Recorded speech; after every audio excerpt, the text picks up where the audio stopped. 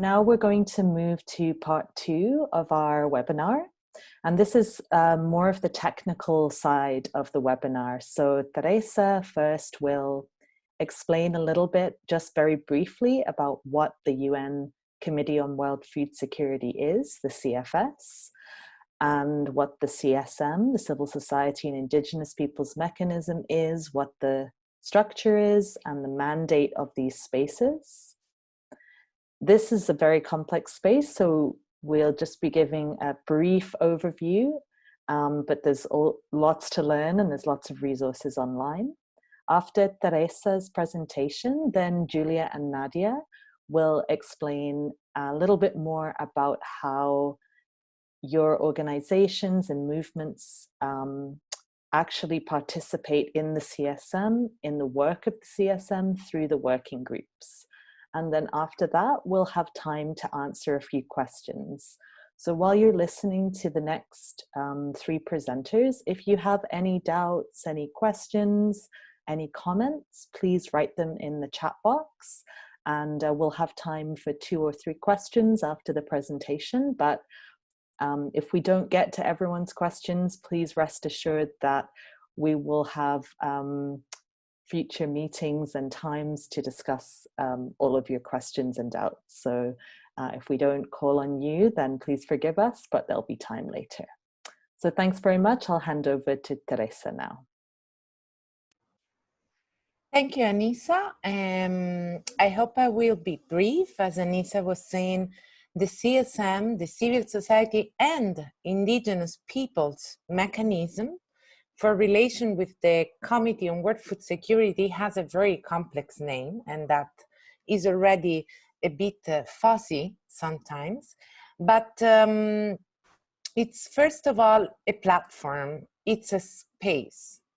The CSM was generated as an outcome of years of struggles of the social movements and people's movement, indigenous peoples movement towards the institutions that are dealing with the global food governance. And after years and years of struggling from outside the doors of where decisions were taken through the different World Food Summits until the meetings of the Committee on Food Security, when the committee was part of FAO. FAO is the United Nations body that it's based in Rome and works on the policies on agriculture.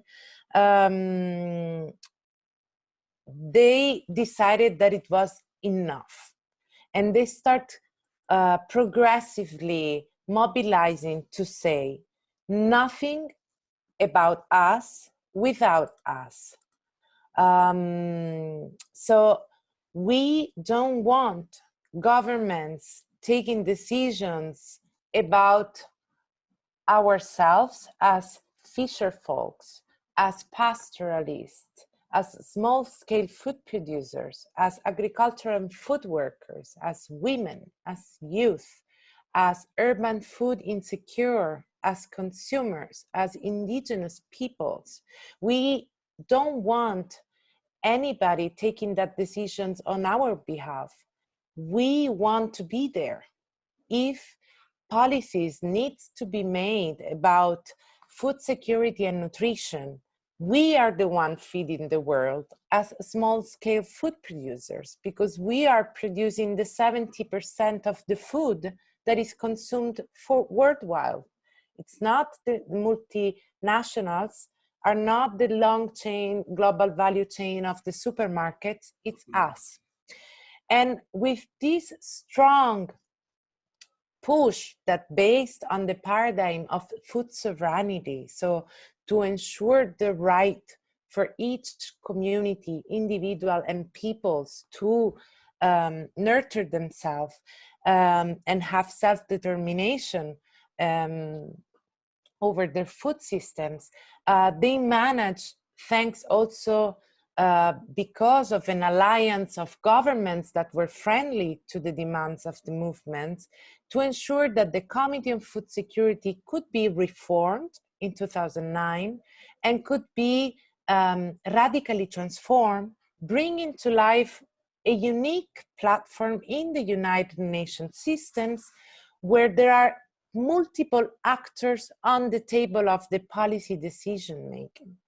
And that's why in 2009, under the premises of the past financial crisis and the food prices crisis and the riots springing all over the regions in the world, under that pressure, the CFS acknowledged the need to profoundly reform the global food governance and to profoundly anchor that reform on a human rights basis, and particularly anchor its reform towards a vision on the progressive realization of the right to adequate food.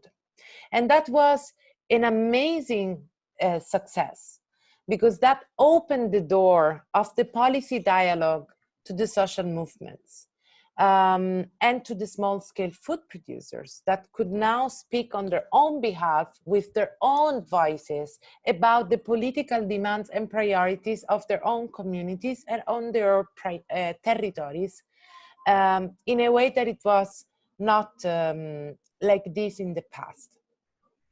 Therefore, the CFS underwent this profound reform and managed to establish this multi-actor space. In the UN language, many times the CFS is addressed as a multi-stakeholder platform. That it's something that in the CSM we don't agree that much, having a human rights lens reading of it. And therefore, because we believe that not all actors are peer, the private sector is also engaged in this platform, as is the academia and other UN bodies. But the small-scale food producers gathering and the movements gathering under the space of the CSM are the right holders, are those who have, are those bringing the rights to the CFS narrative, while the others are third parties or duty bearers, like governments.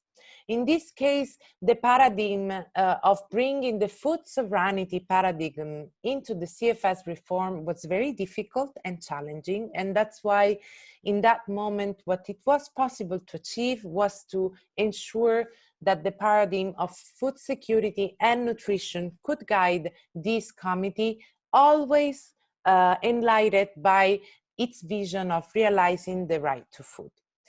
In order to ensure the participation to this open space that the movements were able to open in 2009, in 2010, the CSM managed to self-organize itself and to present itself by establishing a space which is the largest space worldwide